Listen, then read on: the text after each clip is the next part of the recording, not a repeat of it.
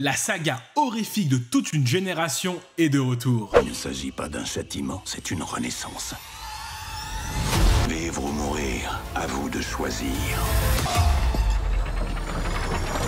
Bonjour à tous et bienvenue dans cette nouvelle vidéo. Vous voulez aller voir Saw 10 au cinéma mais vous ne rappelez plus de ce qui se passe avant? Vous êtes au bon endroit. On va récap tout ça de façon rapide et efficace. Si vous êtes nouveau ici, je vous souhaite la bienvenue. Et n'oubliez pas le petit pouce bleu et à vous abonner, ça aide fortement la chaîne. Pour poser le contexte, la saga n'est pas du tout linéaire. Alors voici la timeline de tous les films. En premier, nous avons Jigsaw, sorti en 2017. Puis Saw 1, Saw 10 qui sort bientôt, puis Saw 2, le 3, le 4, le 5, le 6 et le 7. Et je ne parle pas de Spiral qui est sorti il y a quelques années, qui n'a rien à voir dans cette temporalité. Je préfère prévenir, nous allons rush certains films pour garder le fil conducteur de la saga. Surtout que je vais vous récap tous les films dans l'ordre de sa sortie au cinéma et non de la timeline. Allez, c'est parti. Dans une salle de bain désaffectée, le photographe Adam Stanate et le docteur Lawrence Gordon se réveillent. Au coin opposé de la pièce, enchaînés par leurs chevilles à des canalisations. Une horloge indique 10 heures. Au milieu de la pièce, un corps est allongé sur le sol dans une mare de sang, tenant un revolver et un magnétophone. Lawrence et Adam trouvent dans leur poche des cassettes sur lesquelles est écrit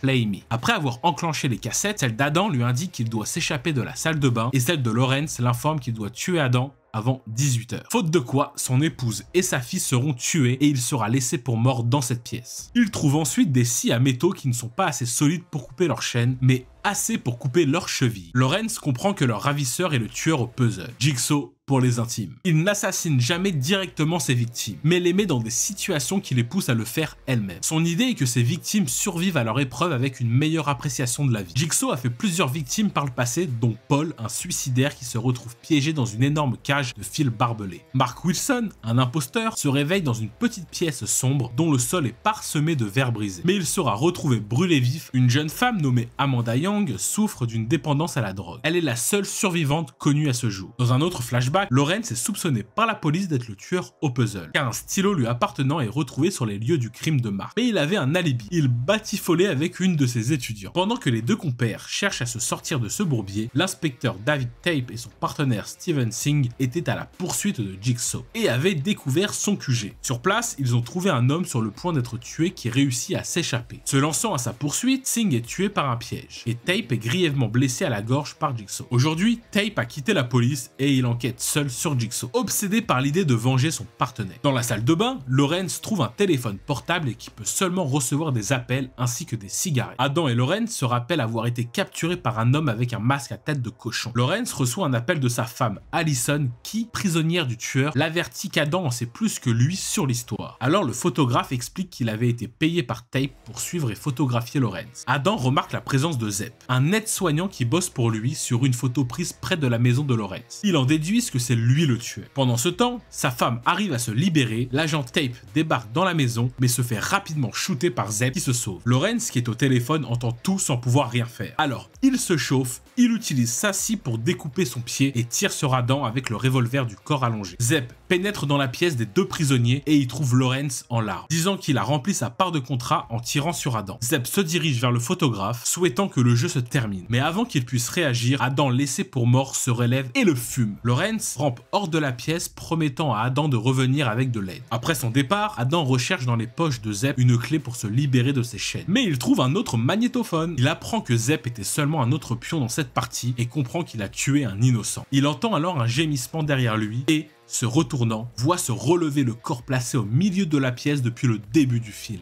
Il s'agit de John Kramer, le tueur au puzzle. Il éteint les lumières et se dirige vers la sortie. Fin du premier. Il pose carrément les bases. Allez, le deuxième. On découvre Michael Marks, un indique, une nouvelle victime de Jigsaw. L'inspecteur Eric Matthews est appelé sur la scène du crime dont Michael a été la victime. Sur place, il découvre des indices qui lui sont destinés. Grâce à ça, il localise le QG du tueur au puzzle, une usine abandonnée. Comme 99% des repères de méchants, la police débarque et trouve Jigsaw complètement KO par son cancer. Mais il découvre aussi aussi à travers des écrans qu'une nouvelle partie est en cours, dans une maison dans laquelle se répand un gaz mortel. Parmi eux se trouvent Daniel et Amanda Young, la seule survivante connue de Jigsaw. Pour s'en sortir, ils doivent trouver l'antidote. Alors, ils essayent tout, pas mal y passe. Parallèlement, Jigsaw explique à Matthews pourquoi il est devenu un tueur et lui indique que les victimes emprisonnées dans la maison sont tous des criminels. Capturés par Matthews sur la base de fausses preuves montées de toutes pièces par l'inspecteur, en vue d'obtenir des condamnations plus facilement. Et dans la partie, il y a Daniel, qui est le fils de Matthews. Ce dernier perd son contrôle et le force à l'amener à l'endroit où se trouve son fils et les autres personnes. Pendant qu'ils partent, l'équipe technique localise le signal GPS des caméras et la police se dirige vers la maison. Dans celle-ci, Xavier poursuit Amanda et Daniel dans un sous-sol caché, qui mène à la salle de bain du premier film, où se trouvent donc les corps d'Adam et de Zeb, ainsi que le pied du Dr Lawrence. Daniel fume Xavier, la police arrive à l'endroit du signal vidéo mais ne trouve personne sur place. Uniquement des nouveaux moniteurs. Ils captent que les vidéos au QG de Jigsaw sont uniquement des enregistrements datant de plusieurs heures ou même plusieurs jours. Matthews, quant à lui, parvient à atteindre la bonne maison, guidé par Jigsaw, et se lance à la recherche de son fils. Il descend ensuite au sous-sol et emprunte le tunnel menant à la salle de bain, où il découvre le carnage mais toujours aucune trace de son fils. Apercevant une silhouette dans la baignoire, Matthews se fait piquer par un inconnu recouvert d'un masque à tête de cochon, exactement le même que dans le premier film. Pendant ce temps, dans le QG de Jigsaw, un minuteur expire entraînant l'ouverture d'un box. On découvre Daniel. Il se trouvait en fait dans l'usine abandonnée, dans la même salle que la police depuis le début. Matthews se réveille enchaîné par la cheville à l'une des canalisations de la salle de bain. Un magnéto lui indique qu'Amanda l'a emprisonné ici. Un flashback révèle alors qu'elle est en fait la complice de Jigsaw et non une de ses victimes, ce qui explique son apparente immunisation au gaz, la seringue du coffre-fort ayant été utilisée pour sauver Daniel. Amanda réapparaît et nous offre la même fin que le premier. Allez, le troisième. Le film commence immédiatement après les événements du précédent film. Matthews parvient à se libérer en se brisant la cheville avec un couvercle de toilette. Il est plutôt courageux le monsieur. 6 mois plus tard, alors qu'il est toujours porté disparu, Allison Carey et Daniel Riggs découvrent les restes d'une victime d'un nouveau piège de Jigsaw, un multi-récidiviste nommé Troy. Face aux explications de leur collègue Mark Hoffman, Carey pointe le fait que la porte de la pièce était soudée et qu'il était impossible pour Troy de s'enfuir, élément en contradiction avec le mode opératoire de John Kramer. De plus, l'idée qu'un homme qui était déjà mourant plusieurs mois auparavant ait pu installer un piège aussi complexe les laisse dubitatifs. Le soir, Carey est capturée chez elle et se réveille avec un appareil inséré dans la cage thoracique. Une vidéo avec la fameuse poupée de Jigsaw que nous connaissons tous lui explique qu'elle est piégée pour son obsession des morts plutôt que de savourer sa propre vie. Pour se libérer, elle doit récupérer une clé dans un bocal d'acide, ce qu'elle parvient à faire, mais elle n'est pas libérée du piège pour autant et est tuée, les côtes arrachées. Au moins ça c'est fait. Dans un hôpital, le docteur Lynn est enlevé et est conduit par Amanda devant John Kramer aux portes de la mort. Amanda lui met autour du cou un collier muni de cartouches de fusil, relié au moniteur cardiaque de John. S'il meurt, il se déclenchera et la tuera. Son épreuve est de maintenir Jigsaw vivant. Le temps qu'un homme, un autre sujet de test, réalise son propre jeu. L'homme en question,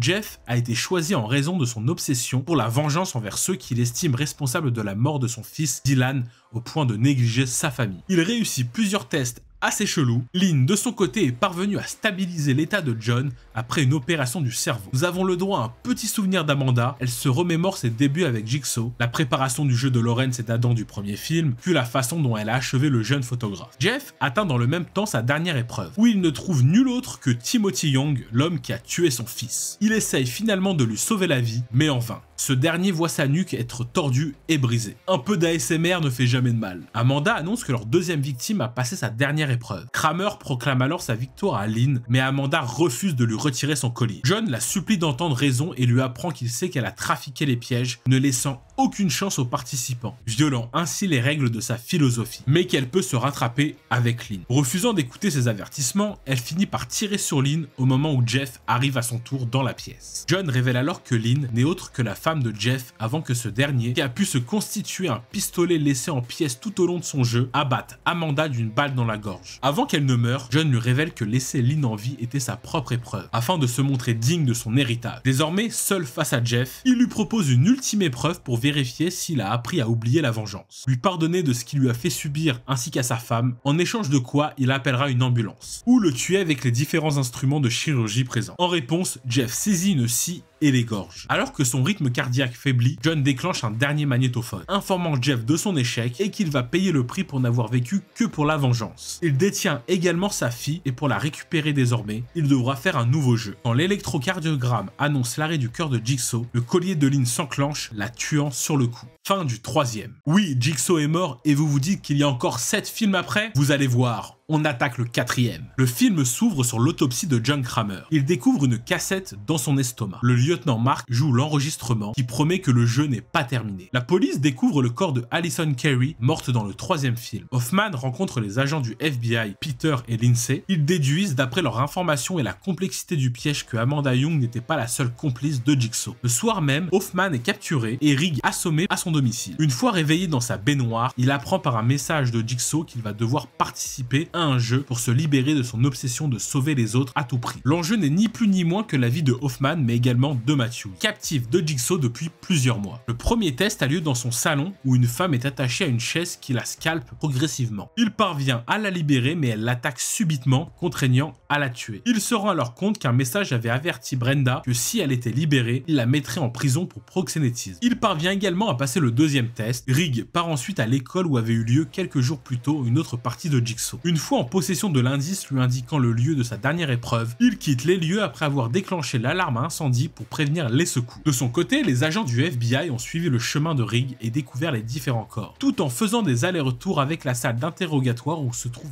Jill Tuck, l'ex-femme de Jigsaw, qui leur apprend comment il est devenu ce qu'il est à la suite de la perte de leur fils Gideon après une agression par le toxicomane nommé Cecil, un habitué de la clinique de Jill. Le même toxicomane avait par ailleurs été la première victime de John. Arrivés à l'école, les deux agents fouillent les lieux et découvrent le lieu où se rend Rigg. Strahm arrive sur place peu de temps après Rigg, qui s'approche de son ultime épreuve, une salle où se trouvent Hart, Matthews et Hoffman en mauvaise posture. En gros, si l'un meurt, ça entraîne aussi la mort des autres. Mais Rigg ne parvient pas à les sauver, les blocs de glace sont libérés et tuent Matthews, faisant rentrer Hoffman en contact avec l'eau, ce qui l'électrocute. Tandis que Rigg abat Hart, le pensant être le complice de Jigsaw. L'agent Strahm du FBI, quant à lui, se perd et se retrouve à suivre Jeff. On comprend maintenant que tous les événements du 4e film se déroulent en parallèle du film précédent. Il finit par les rejoindre peu de temps après avoir tué Jigsaw, mais aveuglé par la colère, Jeff le met en joue, obligeant Strahm à l'abattre en position de légitime défense. De retour au moment présent, c'est alors que contre toute attente, Hoffman se libère de lui-même, indemne de sa chaise et se révèle être le 2e complice de Jigsaw. Il rejoint la pièce où se trouve Strahm et l'enferme avec les corps de Jeff, Lynn, Amanda et Jigsaw. Allez, le 5e. Dans celui-là, je vais faire très synthétique. On commence sur les dernières secondes du précédent film. Peter Strahm parvient à s'échapper de la pièce où Hoffman l'a enfermé, mais il a finalement le droit à sa propre épreuve. Mais contre toute attente, il arrive à s'en sortir. Hoffman découvre ça, donc il a un peu le seum. L'agent qui est donc vivant décide d'enquêter sur Hoffman car il le soupçonne d'être le complice de Jigsaw que Perez et lui chercher. Hoffman comprend que Strahm est sur ses traces. Il commence à fabriquer des indices pour le faire accuser d'être le 2e complice et lance Erickson sur cette piste. Il va voler son téléphone, la place ensuite dans la salle de contrôle d'un jeu. Strahm de son côté découvre que l'une des premières victimes de Jigsaw, qui n'est autre que Seth Baxter, était aussi le meurtrier et petit ami de la sœur de Hoffman, Angelina. Il comprend que Hoffman a assassiné Seth en faisant passer sa mort pour un piège de Jigsaw et qu'il a ensuite été embauché par chantage par le célèbre tueur pour l'aider dans ses meurtres suivants.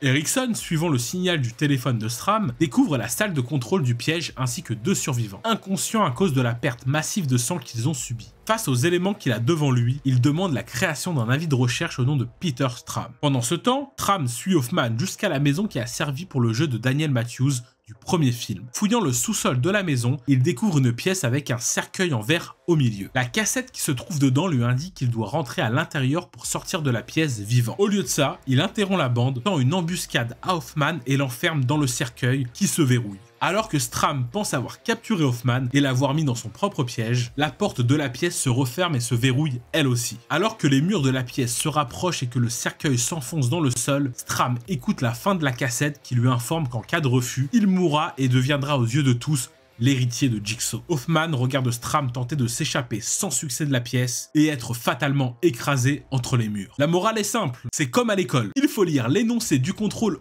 entièrement avant de commencer. Allez, on enchaîne sur le 6, connu sous le fameux nom de saucisse. Oui, j'ai osé. Le film s'ouvre comme d'hab sur une partie avec des morts. L'intrigue revient ensuite aux derniers instants du précédent film. Mark Hoffman active la séparation des murs de la pièce et contemple ce qu'il reste du corps du profileur du FBI. Hoffman récupère la main de celui-ci et s'en sert pour déposer ses empreintes sur une scène de jeu. Il est appelé officiellement sur place quelques temps plus tard par Erickson, qui lui révèle à sa grande surprise que Lindsay Perez, partenaire de Strahm, est en réalité toujours vivante, ayant été déclarée officiellement morte pour sa protection. Peu avant d'interroger Simon, la survivante du jeu du début, Hoffman croise Pamela Jenkins, une journaliste ayant écrit une biographie sur Jigsaw. Elle lui demande à pouvoir interroger Jill Tuck. Il se rend ensuite à la clinique de Jill pour récupérer les informations sur les sujets de test du prochain jeu, que Jigsaw a transmis à son ex-femme dans une boîte par héritage. Parmi les participants se trouve la fameuse Pamela Jenkins. La journaliste interroge Jill sur une lettre, mais cette dernière affirme n'avoir aucune idée de ce qu'elle signifie avant de couper court à la discussion. Pamela est capturée par Hoffman peu après, qui l'emmène dans un zoo abandonné. Le principal sujet du jeu est William Easton, un cadre de la société d'assurance qui avait refusé à John Kramer prise en charge d'un traitement expérimental contre son cancer. Il doit effectuer 4 épreuves et arriver au bout de son parcours avant la prochaine heure s'il veut revoir sa famille. Il passe les étapes tout aussi sanglantes que les autres, observées par ses proches et par Pamela qui se trouve dans des enclos animaliers opposés. Hoffman, lui, est sur le point d'être découvert dans un laboratoire suite à l'analyse de la voix des cassettes. Alors, pour pas se faire griller, il tue Erickson, Perez ainsi que l'ingénieur avant de mettre le feu au laboratoire en utilisant à nouveau la main de Strahm pour déposer des empreintes. De retour au zoo, Hoffman s'apprête à assister à la fin du jeu quand il découvre une lettre sur le poste de contrôle, qui n'est autre que la lettre qu'il avait laissée à Amanda peu avant sa mort, où il lui révélait qu'il sait qu'elle était avec Cecil Adam le soir où Jill a perdu Gideon, et qu'elle est par conséquent en partie responsable de la mort du fils de Jigsaw. La lettre lui ordonne de tuer le Dr Lynn si elle ne veut pas que cette information soit révélée à Jigsaw. Mais il se fait taser par Jill. Hoffman se réveille aux côtés de celle-ci avec un piège à ours inversé. La veuve lui dévoile alors qu'une des enveloppes léguées par son mari lui était destinée, et en dévoile le contenu. Jigsaw souhaite qu'elle teste Hoffman, car il prend beaucoup trop de plaisir à tuer et torturer. Toutefois, enragée par la lettre, qui lui avait été en réalité fournie par Pamela, elle décide de lui donner aucune chance de survie. Dans le piège, William est à la dernière épreuve. Mais ça tourne mal, Brent prend de lui-même l'initiative de choisir la mort de William. La plateforme qui se trouvait au-dessus de lui le plaque contre la grille de sa cellule et le tue en lui injectant dans le corps de l'acide. Après avoir assisté à ce dénouement, Jill abandonne Hoffman à son sort. Il parvient toutefois à se libérer mais se fait arracher la joue. Allez, on attaque Saw 3D, chapitre final. Le film démarre quelques instants après l'évasion de Lawrence de la salle de bain après les événements du premier film. Amputé de son pied qu'il s'est lui-même sectionné pour s'enfuir, il utilise un tuyau brûlant pour cautériser son moignon et stopper son hémorragie. L'intrigue revient ensuite sur les dernières secondes du film précédent. Alors que Jill Tuck pensait avoir fumé Hoffman, elle le voit survivre, la contraignant à fuir. Craignant la vengeance, elle se rend à la police auprès de l'agent Gibson pour balancer Hoffman contre une protection. Plusieurs semaines plus tard, Hoffman réalise un nouveau jeu dans une décharge, dont les victimes sont un gang de néo-nazis. Leur leader, Evan, joué par le grand Chester Bennington, oui monsieur, en plus d'être chanteur, il est aussi acteur. Mais ils échouent tous et meurent. Hoffman capture ensuite Bobby, un autoproclamé de Jigsaw. De son côté, l'agent Gibson découvre la scène de crime de la décharge. Il trouve sa cachette derrière une porte dissimulée et y découvre le cadavre d'un des skinheads. Il comprend alors que Hoffman a profité de la confusion à la suite de l'explosion d'une bombe pour prendre la place du corps dans le sac mortuaire et infiltrer les locaux de la police où se trouve Jill. Mais avant qu'il ne puisse prévenir ses collègues sur place, une tourelle automatique se déclenche et le fume. Hoffman de son côté élimine un par un les membres du personnel de la police qu'il croise, incluant Rogers, et se rapproche de Jill. Bobby, lui, en plein jeu, échoue et voit ses proches mourir sous ses yeux. Hoffman parvient à mettre la main sur Jill et, dans un acte teinté d'ironie, lui place un piège à ours inversé de manière à la condamner à la même mort qu'elle lui réservait. Sauf que lui attend sa mort avant de partir, et pour sûr, il met le feu au hangar. Mais il est soudainement attaqué par 3 personnes portant des masques de porc, dont Lawrence Gordon du premier film. Une série de flashbacks révèle alors que Jigsaw a porté secours à Gordon, après la cautérisation qu'il avait effectuée à son moignon et qu'il a ensuite assisté Jigsaw dans la préparation de plusieurs de ses pièges. Conformément aux instructions de John lui demandant d'agir en conséquence si malheur devait arriver à Jill, Gordon conduit et enchaîne Hoffman dans la salle de bain désaffectée du premier film, tout en lui retirant la scie lui ayant servi à amputer son propre pied avant de le laisser pour mort, seul dans l'obscurité. La boucle est bouclée. On attaque le 8, ou plutôt Jigsaw. 10 ans après les tueries de Jigsaw, un nommé Edgar Munson tente d'échapper à la police. L'inspecteur Brad O'Loran arrive en compagnie de son collègue Ed Hunt. Munson affirme qu'il est obligé de choisir entre sa vie et celle de 5 personnes. O'Loran ordonne aux agents de la police de tirer sur la télécommande mais sans le tuer. Une balle le touche néanmoins près de la poitrine. Avant de sombrer dans le coma, il affirme que le jeu vient de commencer. Ailleurs, 5 personnes se réveillent dans une grange abandonnée. La voix de John Kramer leur explique les règles du jeu. La première épreuve, ils doivent faire un don de sang. Ils le font tous, sauf un homme resté inconscient depuis le début du jeu. La seconde épreuve révèle que l'un des 4 survivants a tué involontairement une femme. Il y a 3 seringues, l'antidote contre le poison qui lui a été injecté, la seconde une simple solution saline, et la dernière contient un puissant acide. Elle doit en choisir une, sans quoi tous mourront pendus. Alors qu'elle refuse de choisir, Ryan, un autre survivant, lui injecte le contenu des 3 seringues dans le cou. C'est fini pour la Carly. Entre-temps, O'Loran et Hunt s'emparent de l'affaire. Alors que des dépouilles semblant appartenir au 5e homme et à Carly sont découverts, O'Loran soupçonne 2 médecins légistes, Logan Nelson et Eleanor Bonneville, d'être impliqués dans cette affaire. Mais les médecins se méfient également d'O'Loran. Dans la grange abandonnée, Ryan voit sa jambe prise au piège dans des fils métalliques tranchants. Un message audio pour Ryan explique que pour empêcher Anna et Mitch d'être ensevelis par du grain, il devra tirer un levier qui lui coupera la jambe. Ryan finit par accepter. Eleanor se livre à son collègue et l'emmène dans son studio. Elle révèle être une adoratrice du tueur au puzzle, qu'elle a construit des répliques de plusieurs pièges, qui pourraient, à juste titre, l'incriminer. L'inspecteur Hunt, les ayant suivis, prend des photos des médecins et du studio avant d'en informer O'Loran. Ce dernier ordonne donc leur arrestation. L'épreuve suivante teste Mitch. Un autre message audio révèle qu'il a vendu au neveu de John Kramer une puissante moto aux freins défectueux, causant sa mort dans un accident de la route. Mais Mitch échoue. C'est terminé pour lui. Edgar Munson, toujours hospitalisé, est enlevé. Et quand la police, sous la pression de l'opinion publique et de la presse, craignant le retour du tueur au puzzle, finit par exhumer la tombe de John Kramer, le cadavre de Munson est retrouvé à l'intérieur du cercueil. Logan et Eleanor se rendent à la grange abandonnée appartenant à Jill Tuck, qu'Eleanor a pu retrouver par ses déductions. O'Loran les poursuit. Dans cette grange, Anna se réveille avec Ryan,